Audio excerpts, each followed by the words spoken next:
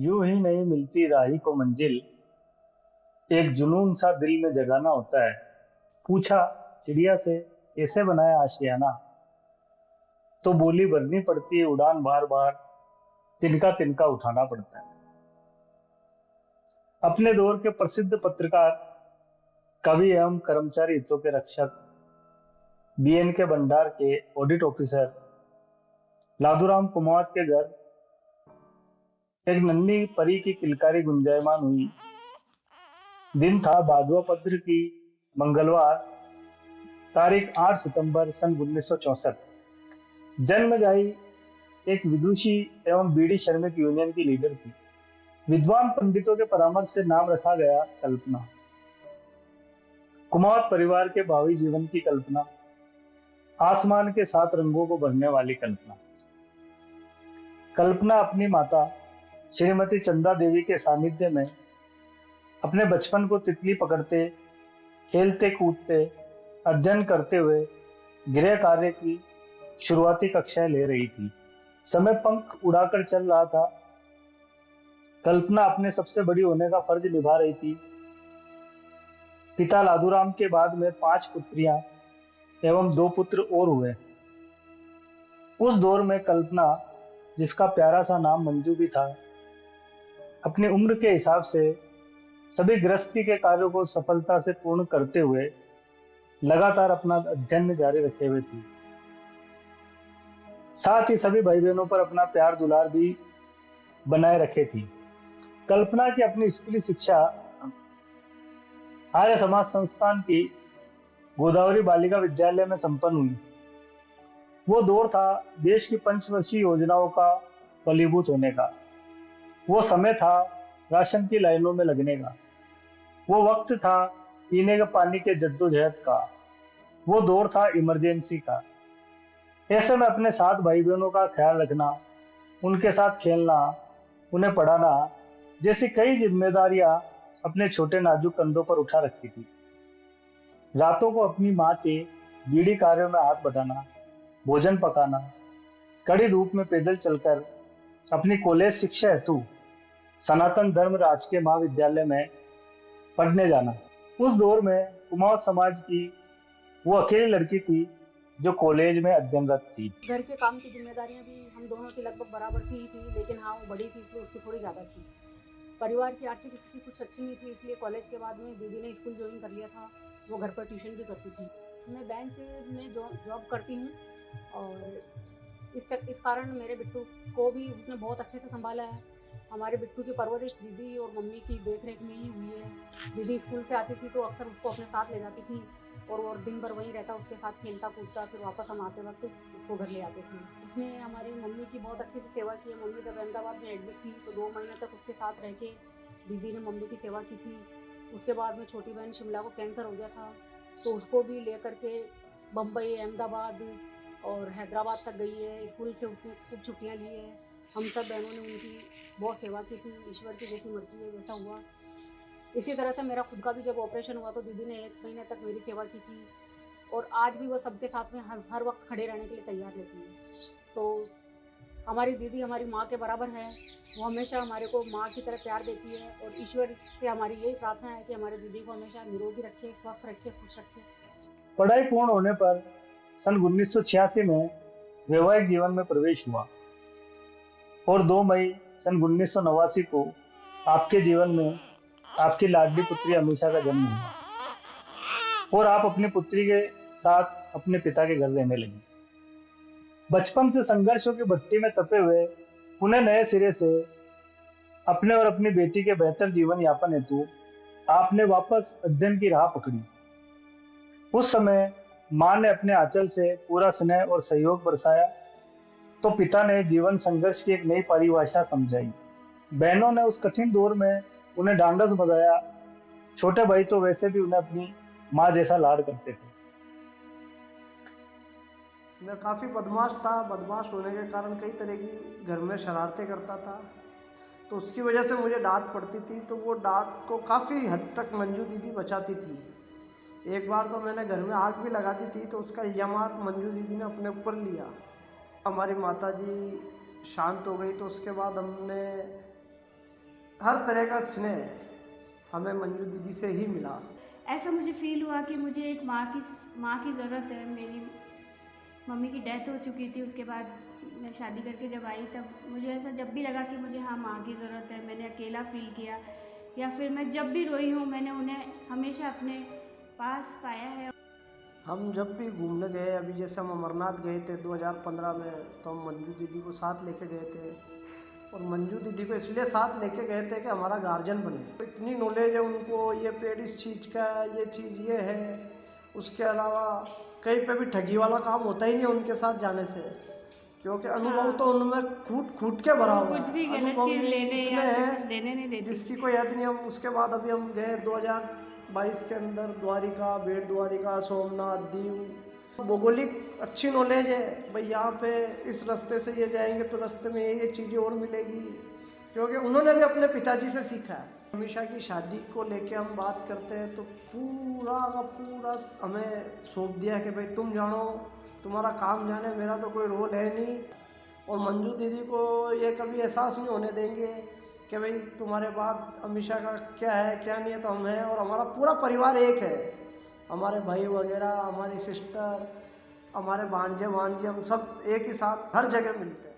सन 1997 में भीलवाड़ा से बीएड किया और सन 1999 में पंचायत राज में तृतीय श्रेणी की अध्यापिका का नियुक्ति पत्र लेकर अपने भाई के साथ स्कूटर पर बैठकर गांव किशनपुरा पंचायत समिति जवाजा में स्कूल में ज्वाइन किया।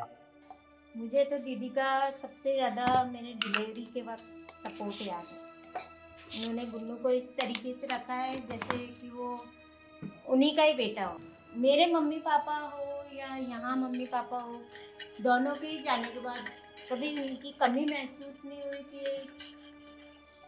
वो नहीं है। तो शुरू से ही मंजू दीदी का विशेष स्नेह रहा है। गुड़िया जी की जब डिलीवरी हो रही थी ना, तब उन्होंने मुझे उनकी जिम्मेदारी दी। ये मुझे उनका बहुत अच्छा लगा। धनु के लिए, गुड़िया के लिए कुछ करने का एक मुझे मौका मिला कि मैं भी दीदी के लिए कुछ कर सकूं। इससे आपको 3-4 चीजें विशेष तौर पर सीखनी चाहिए सभी परिवार के सदस्यों को, कि एक तो सादा जीवन और अनुशासन और मित्रता। पढ़ने की एक वो जो लालसा है, किताबें पढ़ना, अखबार पढ़ना, ये चीजें भी सीखनी चाहिए। पढ़ना अपने आप में बहुत जरूरी चीज है जो आज के युवा पीढ़ी भूल चुकी है। जिस दिन धनु हुआ उस दिन उनकी जो उन्होंने जो मतलब खुशी जाहिर करी थी, वो मुझे लगता है कि अब तक की सबसे बड़ी खुशी रही होगी। और हम लोगों ने भी उसको उनके साथ खूब एंजॉय किया, खूब मस्ती करी। नहीं, और दीदी अपनी हर खुशी हमारे साथ बहुत एंजॉय। अभी एक दिन हमने उनको बहुत ही जबरदस्त सरप्राइज दिया था, उस दिन वो बहुत खुश हुई थी जब हमने उनका बर्थडे मनाया। आपने सर्विस के साथ सन 2000 में हिंदी साहित्य से मास्टर डिग्री भी ली। शिक्षा विभाग की नौकरी करते हुए आपने अपनी लाडली बिटिया को अच्छे संस्कार व शिक्षा पर पूरा ध्यान दिया। आपकी लाडली बेटी ने भी अपने माँ के पद चिन्हों पर चलते हुए जोधपुर से बीएड की डिग्री प्राप्त की। उसके बाद उसने तकनीक की शिक्षा हेतु जयपुर भी अपनी पढ़ाई करी। छोटे भाई बहनों का समय के साथ विवाह एवं रोजगार शिक्षा चल रहा था और आपने दूरदृष्टि दिखाते हुए अपने लिए एक आशियाना 2010 में जय मां संतोषी कॉलोनी जालिया रोड पर बसा लिया। अपनी सरकारी सेवाओं में रहते हुए आपने पहाड़ों के बीच बसे गांव नया खेड़ा में 6 वर्षों तक कई किलोमीटर रोजाना चलकर बच्चों में शिक्षा की अलग जगाई। 10 वर्षों तक गांव जवाजा में तृतीय श्रेणी अध्यापिका रहते हुए माध्यमिक कक्षाओं के बच्चों को पढ़ाने का अवसर मिला। आपकी विद्वता देखकर आपको ये जिम्मेदारी दी गई। पापा के सामने तुम हिम्मत ही नहीं कुछ बोलते, एकदम माशाल्लाह। कभी जैसे जाने के लिए बोल देते कल नहीं, पापा को पता लग जाए ऐसा बोलना, तुम क्या करना था, बोल देंगे खूब अच्छे से। अपने पर खर्च नहीं करेगी, सब पे खरीदेगी, खुद के लिए कुछ नहीं ना। मन में तुम बातें नहीं, गुस्सा कभी देखा ही नहीं, कभी गुस्सा नहीं, बस सीरियस, बस काम के प्रति बहुत सीरियस। जब तक जैसे हम स्टाफ रूम बैठ के बातें कर रहे हैं, उनके काम में दिक्कत पड़ रही है तो बार बड़ा मुझे टेबल कुर्सी लग जाती है। मेरे घर पे भी पुरानी बुक्स 4-4 महीने 5 महीने पुरानी बुक्स ले जाती है। नोवेल पढ़ने का शौक है, प्लस बैलेंस, सुमन सौरभ और साइकिल पकड़ना, और ऐसे उनको सिलाई का भी शौक है, लेकिन करती नहीं। अब आजकल मुझे आलसी हो गया है। चुप ही रहो, गुस्सा आ गया एकदम चुप हो गए, बोलो मत, बिल्कुल अपना बात समझो, बस उनसे एक ही बात सीखो। द्वितीय श्रेणी शिक्षिका में कर्मोन्नत होने के बाद आपको ब्यावर उपखंड की सबसे बड़ी school Patel senior secondary school में संस्कृत विषय का अध्यापन कराने का अवसर मिला। कल्पना मैडम वैसे विचारों में बहुत स्पष्टवादी थी और वो अपने हर बात के लिए, जो भी बात होती है उसको सच्चाई के लिए मतलब अडिग रहती थी। विद्यालय संबंधी भी जो जानकारी उनको ज़्यादा थी, क्योंकि वो बड़ी स्कूल से आई थी और हम लोग प्राइमरी सेक्शन से मिडिल सेक्शन से आए थे, तो उनसे हमने कई चीज़ें सीखी। कल्पना मैडम की कुछ गतिविधियाँ थी, जैसे वो स्काउट गाइड में बहुत रुचि रखती थी, है ना, और उनको हर बार लगता था कि मुझे कुछ नया सीखना है, नई जानकारी लेनी है, हर बार उनको हमेशा लगता था, तो वो जिज्ञासु प्रवृत्ति की थी। खूब यात्रा करने का उनको शौक है, घूमने फिरने का शौक है, जहाँ भी उनको बोलते थे कि कहीं चलना है तो वो तैयार हो जाती थी। मतलब हमेशा हर चीज़ के लिए वो जानना चाहती थी कि क्या है, कैसे है, और हमेशा आगे बढ़ने का प्रयत्न उनके जीवन में था, वो पीछे हटने वाली नहीं थी। आपके द्वारा पढ़ाए गए कई बच्चे आज उच्च पदों पर आसीन हैं। आपका व्यवहार स्टाफ के प्रति बहुत ही सामंजस्य गुण, सहयोग और सकारात्मकता, और आप छात्रों के प्रति जो वास्तव में गुरु के जो दायित्व होते हैं, जो गुरु वास्तव में बच्चों को देता है, वो इस जमाने में बहुत कम ही होते हैं, उनमें से आप एक हैं। और आपके सेवानिवृत्त होने पर इस विद्यालय को जो अपूर्णीय क्षति होगी वो वास्तव में उसको भरा नहीं जा पाएगा। आपका रिजल्ट विषय का हमेशा 100% रहा, और छात्रों में आपकी जो इमेज है वो वास्तव में एक आदर्श गुरु के रूप में रही है। मैम का व्यवहार बच्चों के प्रति भी बहुत ही अच्छा, निष्ठावान, कर्तव्यपूर्ण रहा है। इस बात का अंदाज़ा हम इससे भी लगा सकते हैं कि मैम अधिकतर 9th क्लास की कक्षा अध्यापिका रहती थी, तो मेरा हमेशा यही रहता था कि मुझे अगले वर्ष में कक्षा 10 जो मिले वो मैम की ही मिले, ताकि मुझे वो बच्चे बिल्कुल वेल सेटल्ड मिले। बच्चों से हमेशा मैम के बारे में मुझे पॉजिटिव एटीट्यूड ही मिला है, मतलब बच्चे हमेशा मैम की पढ़ाई से खुश ही रहते थे। कल्पना मैडम से मेरी मुलाकात 2016 दिसंबर में हुई। उस समय इन्होंने और मैंने एक दिन के अंतर में ही विद्यालय में ज्वाइन किया। इनका नेचर इतना अच्छा है कि ये किसी को भी अपना बना लेते हैं तुरंत, मिलनसार भी है। किसी का कोई कार्य हो तो उसको भी कभी करने के लिए मना नहीं करते हैं। यहाँ तक कि स्कूल से संबंधित कार्य हो, चाहे पारिवारिक कार्य हो, कैसे भी हो, हमेशा मैडम तत्पर रहती थी। बच्चों के साथ भी वो बैठकर तुरंत उस समस्या को सॉल्व करते थे। ऐसा नहीं कि भाई उसको टाल देते थे, ऐसी इनमें टालने की आदत नहीं थी। काम को समय पर करने की आदत थी। मुझे इनकी कमी वास्तव में जाने के बाद बहुत लगती थी। 2019 में आपने अपने जिगर के टुकड़े अपनी लाडली बेटी अमीषा का विवाह संस्कार जयपुर में अंतर्राष्ट्रीय कंपनी में कंप्यूटर इंजीनियर के पद पर कार्यरत भूपेंद्र जी कुमार से कर दिया। आपके 25 वर्षों के सरकारी कार्य सेवा में आपने अनेक उतार चढ़ाव देखे, लेकिन अपने मजबूत इरादों एवं संघर्ष से तपे हुए अपने जीवन से प्रेरणा लेकर उनका डट का सामना किया। आपके सार्वजनिक जीवन में अपने पिताजी का बहुत प्रभाव था। स्पष्टवादी और सत्यवादिता का गुण आपने अपने पिताजी से ही अपनाया। तो धैर्यवान एवं दूसरों की मदद करने की सोच आपको अपनी माताजी से मिली।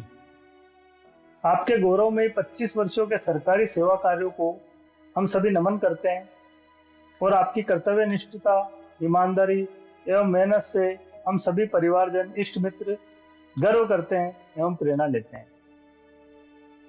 सहेलियाँ तो बहुत होती है, लेकिन कुछ ही सहेलियाँ होती है जो हमेशा साथ रहती है। ऐसी मेरी कल्पना मैडम है, वो हमारे 1990 के अंदर विकास सूत्र में पढ़ाते थे। हम वो हिंदी पढ़ाती थी, मैं इंग्लिश पढ़ाती थी, लेकिन हम दोनों का साथ बहुत अच्छा था। हमने सुख दुख के अंदर हमेशा साथ दिया। उसके बाद में वो सरकारी नौकरी में लग गई है फिर भी हमारा उनका साथ हमेशा रहता और आज तक रहा है। और वो रिटायरमेंट होने वाली है, उनको बहुत खुशी है कि उनके पूरे 60 साल में रिटायर हो रही हैं वो। हम उनसे सुख दुख में साथ रहे और उनके अच्छे भविष्य की कामना।